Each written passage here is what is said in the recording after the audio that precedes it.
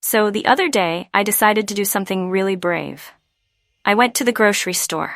Now you might be thinking, what's so brave about that? But let me tell you, this wasn't just any trip to the store. This was a mission. My fridge was empty, and I was running on a steady diet of questionable leftovers and instant noodles. It was time to re-enter the wild. I grabbed my reusable shopping bags, feeling like an environmentally responsible adult, and marched into the grocery store. It was packed. The kind of packed where you have to dodge shopping carts like they're coming at you in an obstacle course. I started down the produce aisle, already feeling confident. I've got this, I thought. How hard can it be? Turns out, really hard. First up, apples. Should be simple, right? But then I saw that they had like 6 different types of apples. Gala, Fuji, Honeycrisp, Granny Smith. And then there's that moment where you start wondering, what's the difference? Am I supposed to know the apple hierarchy? Do they taste that different? In a mild panic, I grabbed the ones that were on sale and moved on, hoping no one noticed my existential fruit crisis. Next, I headed for the bread section. That's where I discovered that bread has become incredibly complicated. There's whole wheat, multigrain, gluten-free, organic, sprouted. What even is sprouted? Is it alive? Is it going to sprout in my kitchen? Why does buying bread feel like I'm making a life decision? After an embarrassingly long amount of time, I just grabbed the one with the prettiest packaging because, honestly, at this point, I just wanted to survive. Feeling a little defeated, I decided to speed things up. But then I made the ultimate mistake. I wandered into the snacks aisle.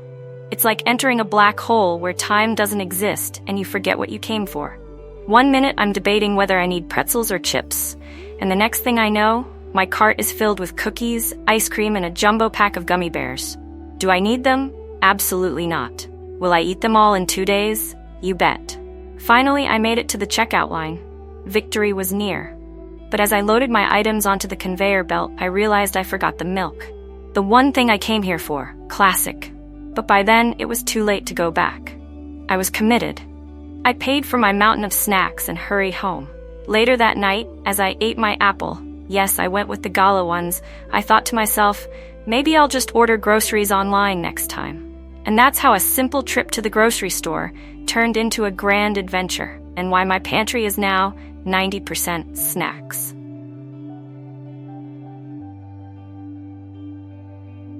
It was a day like any other, but little did I know, the simple decision to go grocery shopping would become an epic test of my patience, my self-control, and ultimately, my sanity.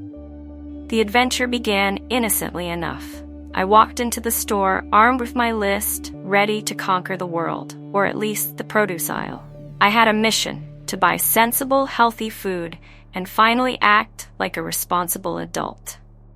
As I pushed my shopping cart through the automatic doors, I could already hear the theme from Rocky playing in my head. Eye of the tiger, baby. I was ready, but within 5 minutes, things started to unravel. First off, I forgot to grab a basket, so I was stuck with the world's creakiest shopping cart. I swear this thing sounded like it was auditioning for a horror movie, and it had a mind of its own. You know those carts that veer left no matter how hard you steer right? That was mine. I spent half my time just wrestling with it like it was some unruly animal. Other shoppers were politely trying not to stare as I crashed into every display. It was like I was in a bumper car, but I was the only one playing. Once I managed to tame my wild cart, sort of, I made my way to the fruit section. Apples were my first target, but as I stood there staring at the endless varieties, I felt like I'd wandered into some sort of fruit cult.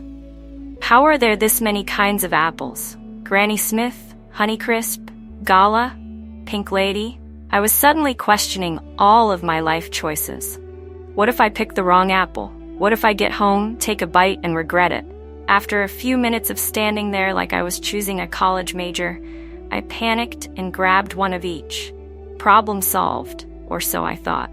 Next, I moved on to the vegetable section. My list said lettuce, so I thought this would be easy. Ha! Silly me. Apparently, there are more kinds of lettuce than I ever imagined. Iceberg, romaine, butterhead, arugula. Is arugula even lettuce? And don't get me started on kale. Do I need kale? Does anyone? I stood there in a daze, questioning my entire existence until I just grabbed some romaine because it sounded the least complicated. I was already starting to feel overwhelmed, but then I made a fatal mistake. I wandered into the organic section. Suddenly, everything was gluten-free, non-GMO, and paleo-friendly. I don't even know what paleo is, but it sounds like it involves a lot of chewing. I was trying to make sense of labels like grass-fed, wondering if this cow had a better life than me, when I overheard someone next to me discussing the cleanse they were on. I nodded like I understood, but in my head, I was just thinking, cleanse? I can barely keep up with laundry. I made a quick escape and headed for the bread aisle, hoping for some normalcy. Spoiler alert, no such luck.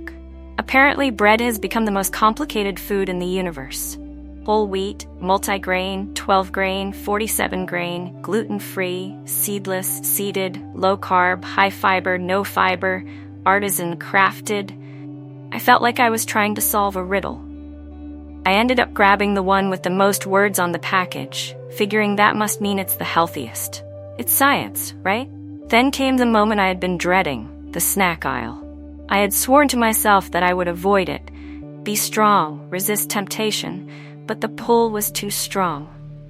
Like a moth to a flame, I found myself standing in front of the chips, cookies, and candy, surrounded by all the things I absolutely didn't need but desperately wanted. My internal dialogue went something like this. Brain, you don't need those cookies. Me, but they're on sale. No, we came here for kale, remember? Me, what if I eat kale and cookies? That's balance, right?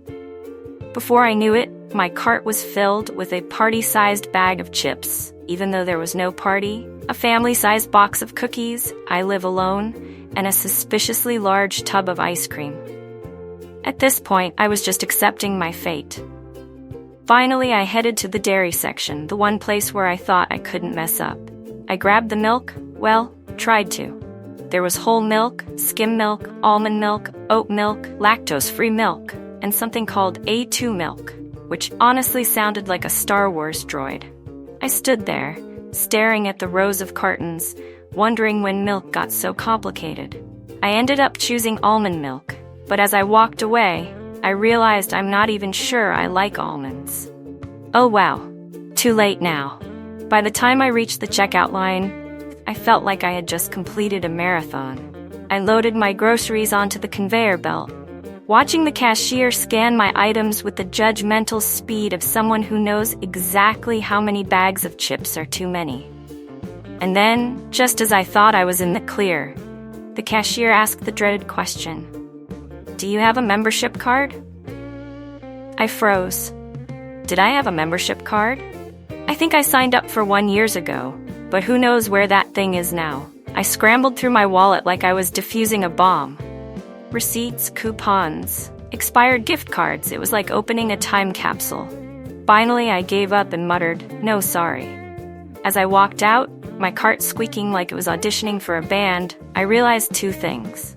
One, I had forgotten to buy the one thing I came for, eggs. Two, I am officially never doing this again without a plan, a map, and maybe a snack for myself mid-trip. So that's how my simple grocery run turned into an epic saga of confusion, poor decisions, and a cart full of random snacks I didn't need. But you know what? I may not have gotten the eggs, but I did get a solid workout wrestling that cart. Small victories, right?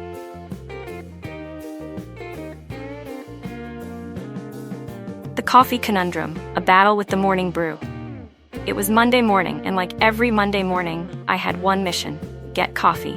Without it, my brain operates at about 5% capacity, and even that's being generous. So I stumbled out of bed, bleary-eyed and zombie-like, made my way to the kitchen, and started my daily ritual of brewing a life-saving cup of coffee. Now, my coffee machine is old, really old. Like the kind of old where you have to smack it a couple of times to get it to work. But we've been through a lot together, so I'm emotionally attached at this point. I pressed the button, and nothing happened. No hum, no beep, just dead silence. Okay, I thought, I can handle this. I smacked it lightly. Nothing. I smacked it harder, giving it a little pep talk. Come on, we've got a long day ahead of us. Don't do this to me now. Still nothing. The machine was staring back at me like, you think I care? I'm taking a day off. At this point, panic started to set in. It was too early to deal with this kind of betrayal.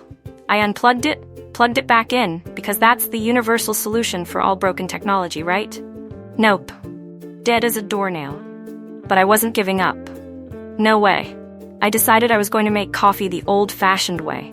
I boiled some water, got out a paper filter, and started pouring water over the grounds manually. I felt like a barista from the Stone Age, carefully measuring each pour, convinced I was about to make the world's best cup of coffee. Well, I was wrong.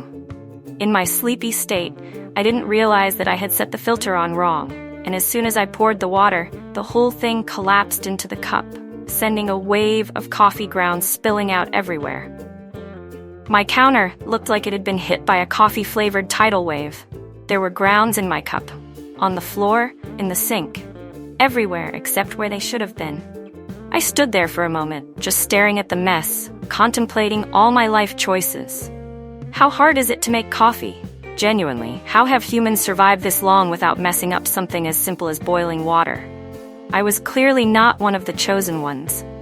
But then, I did what any self-respecting adult would do in this situation. I cleaned up the mess and made instant coffee. Because sometimes, life hands you lemons, and you just don't have the energy to make lemonade. Instant coffee it was. As I sat down with my less-than-ideal cup of caffeine, I realized something important. Maybe coffee was never the problem. Maybe the problem was me trying to function on a Monday. And that, my friends, is how I started my week in full-blown coffee chaos. Next time, I'm sticking to the instant stuff from the start. Safe, easy, and no chance of accidentally flooding the kitchen with coffee grounds. So, I went to the grocery store the other day, thinking it would be a quick, easy trip. Just needed a few essentials.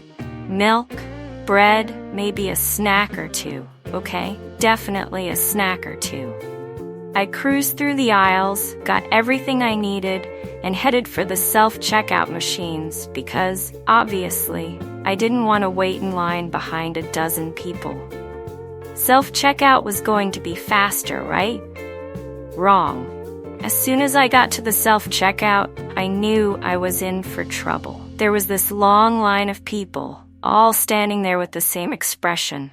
A mix of frustration and confusion, like they were trying to solve a math problem they hadn't studied for. But I was confident. I've used these machines before. How hard could it be?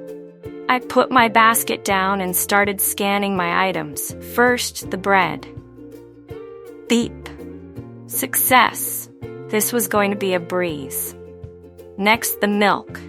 I scanned it, and nothing happened. I waved it in front of the scanner again. Still nothing. I shook the milk carton as if that would somehow help the machine recognize it. Nope. At this point, I started aggressively swiping the milk back and forth like I was conducting a symphony of dairy products. Finally, it beeped, but instead of feeling victorious, I realized I had just attracted the attention of everyone else in line. They were watching my milk scanning battle like it was the World Cup of grocery store struggles. Then came the bananas. I've always dreaded scanning produce.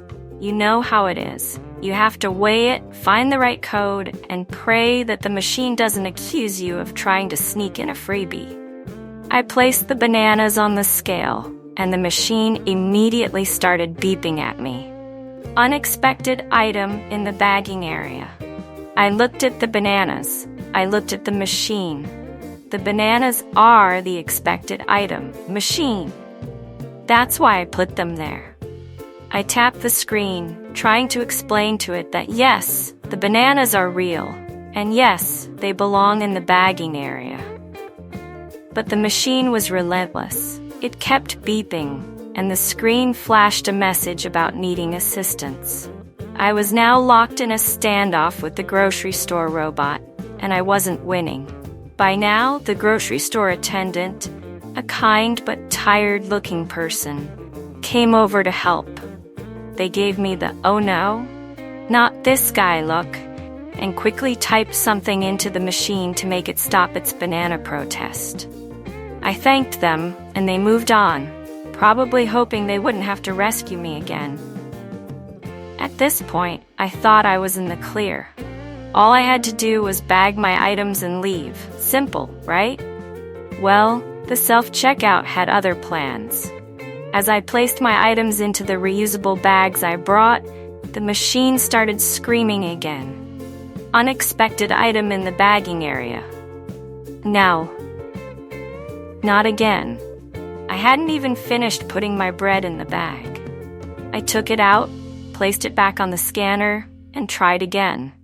But the machine was now on high alert, convinced I was some sort of grocery store criminal trying to smuggle bread out without paying for it. The attendant came back, clearly not thrilled to see me again.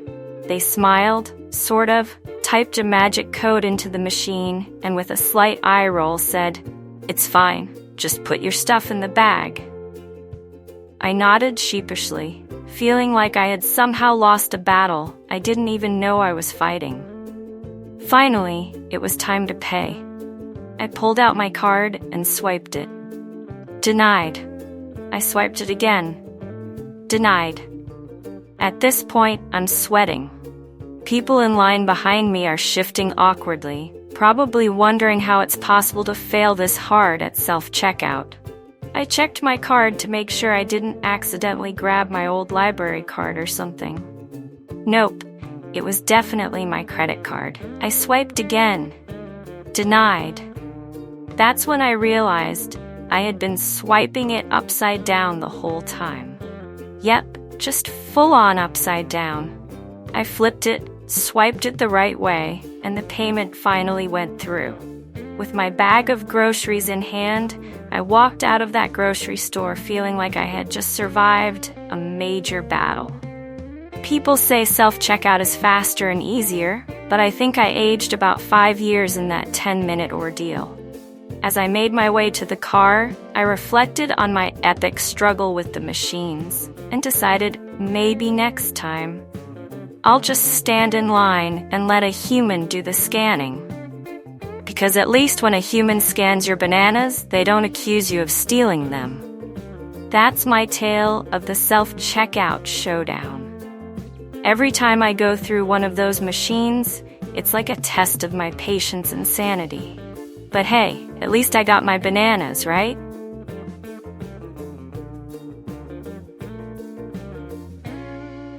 The power of procrastination, a Dragon Ball workout gone wrong. Okay, so the other day, I had this genius idea. I was sitting on my couch eating chips and binge-watching Dragon Ball Z for like the 10th time, when Goku started training in the gravity chamber at 100x Earth's gravity.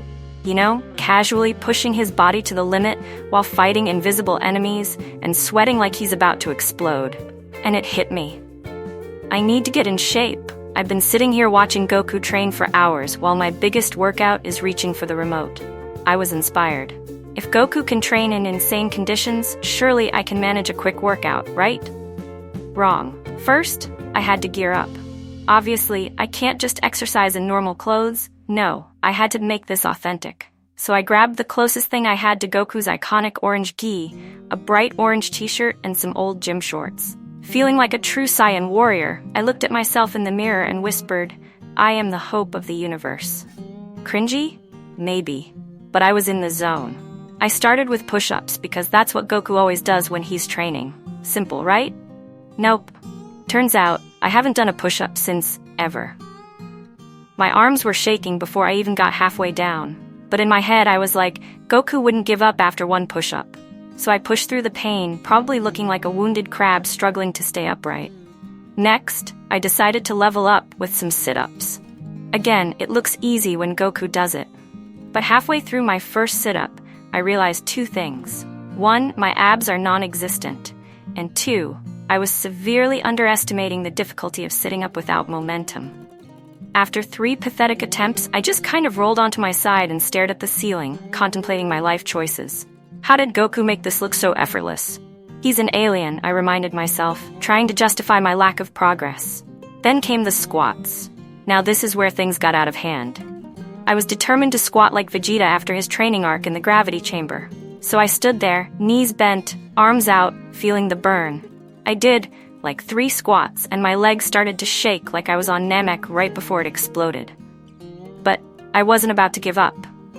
Not yet. I mean, come on, if Goku can do 1,000 squats in a minute, I can at least do 10, right? I forced myself through it, ignoring the burning sensation in my legs. This is just like Goku's training, I told myself, even though the only gravity pulling me down was my own body weight and regret. But just as I was about to finish the final squat, I felt this pop, not from my muscles, but from my shorts. Yep, I had ripped my shorts. Classic rookie Saiyan mistake. Now here's the worst part. I didn't realize I ripped them at first. I just thought the sound came from the floor creaking. So, I confidently stood up, stretched my arms like I had just powered up to Super Saiyan, and went to grab a glass of water. That's when I caught my reflection in the window, giant tear in the back of my shorts. I had been walking around like some kind of Saiyan plumber, with my, full moon on display. Naturally, this is where my workout ended. I limped back to the couch, grabbed another bag of chips, and turned the show back on. As I watched Goku power up to Super Saiyan for the 200th time, I thought, maybe I'm more of a Krillin than a Goku after all. Moral of the story? If you're going to train like Goku, at least make sure your shorts can handle it. That's how my attempt to become a Saiyan warrior turned into a complete disaster. But hey, at least now I know my limits. And the importance of stretchy shorts. The Saiyan workout, how I tried to train like Goku and nearly destroyed my apartment. It was a quiet Sunday afternoon, the kind of day where you tell yourself, I'm going to be productive today, but instead, you end up binge-watching anime while eating snacks. And what was I watching? You guessed it, Dragon Ball Z. I was smack dab in the middle of Goku's epic training montage. You know, the one where he's pushing himself in the gravity chamber, doing 1,000,000 push-ups, sit-ups, and squats like it's nothing. I'm sitting there, surrounded by potato chip crumbs, when it hits me. Why am I not training like Goku?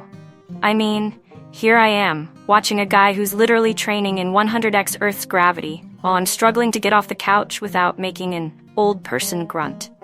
It was time to stop being a couch potato and start being a Saiyan warrior. I grabbed my phone, pulled up a list of exercises, and made the most important decision of my life. I'm going to do a Dragon Ball workout. Step 1. Gear up. Obviously, I couldn't start training without the right look. Goku wouldn't train in just any old clothes, right? I needed something that screamed I'm about to go Super Saiyan. So I rummaged through my closet and found my old orange t-shirt that was way too small, like dangerously small, and a pair of gym shorts that have seen better days. As I stretched out the shirt over my belly, I told myself, this is fine. You're not here for fashion. You're here for power.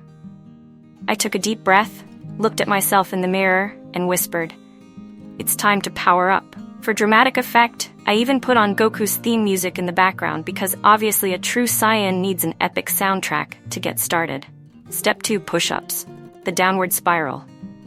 The first exercise on my list, push-ups. I dropped down to the floor, just like Goku in the gravity chamber, ready to blast out at least 100 push-ups.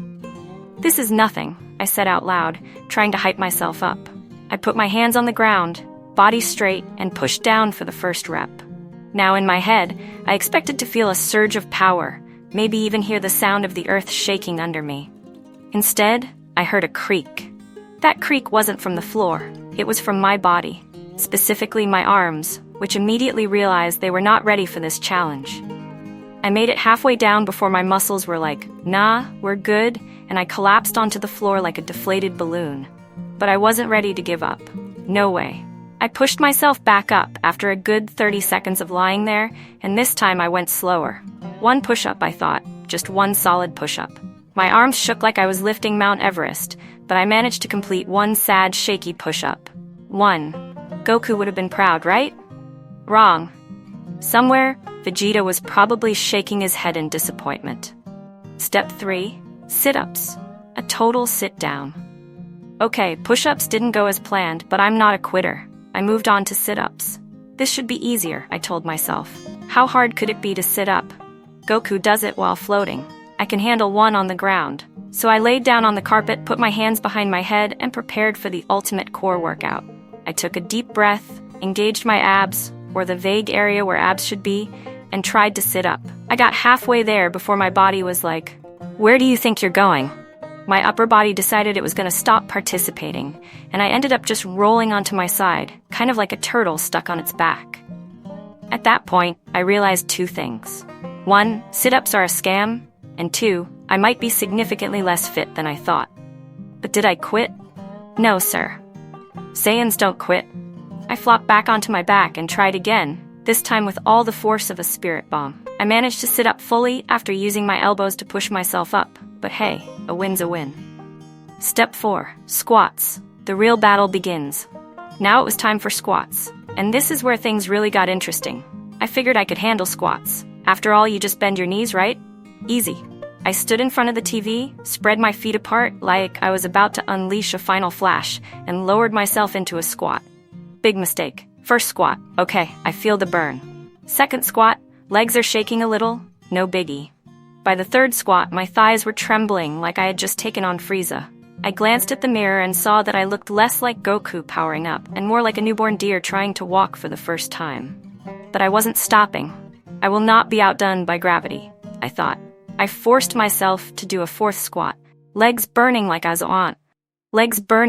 on fire. Just as I was about to push back up, I heard the worst sound possible. I froze. My shorts had officially tapped out. They couldn't take the pressure and ripped right down the middle. Now, I know Goku has torn his gi plenty of times, but somehow, it doesn't feel as cool when it's your gym shorts. At this point, I was crouched in a semi-squat position, unable to move, with my shorts completely destroyed and my legs too tired to lift me back up. I was stuck there, hovering awkwardly like I was about to perform some weird dance move. Step 5, the collapse.